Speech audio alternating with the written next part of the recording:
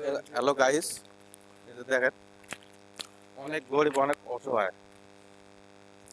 তা আমি তো এই জায়গায় আসছি দেখতে। তারপরে কি চাচা তোমার নাম? সফর।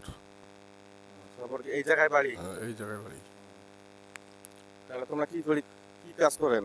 মনে করেন যে অসাল মানুষ না, কোনো কাজ করতে পারি না, মনে করেন যে বাড়িতে বসিয়া গরু ছাগল টানাটানি করি, মনে করেন এই মনে হয়।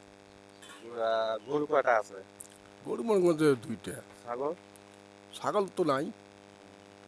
তোমার কি বেটা বেটি? বেটা মনে করেন যে একটা পাগল, হুম, আর মনে করেন 5টা বেরিয়ে যে বেঁচে খাচ্ছে। বেঁচে গেছে।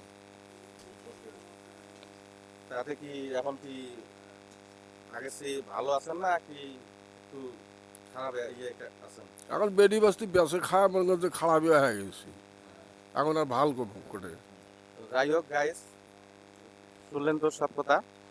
তো অনেক কিন্তু অসহায়। আমি তার জন্য কিন্তু কিছু আনি নাই, তারপরেও একটু সামান্য একটা লুঙ্গি আনছি দিবার জন্য। তাই দেখেন সবাই একটু যদি সহযোগিতা করেন তাহলে কিন্তু আরো হয়তো কিছু দিতে পারবো। ঠিক আছে, তাহলে এই যে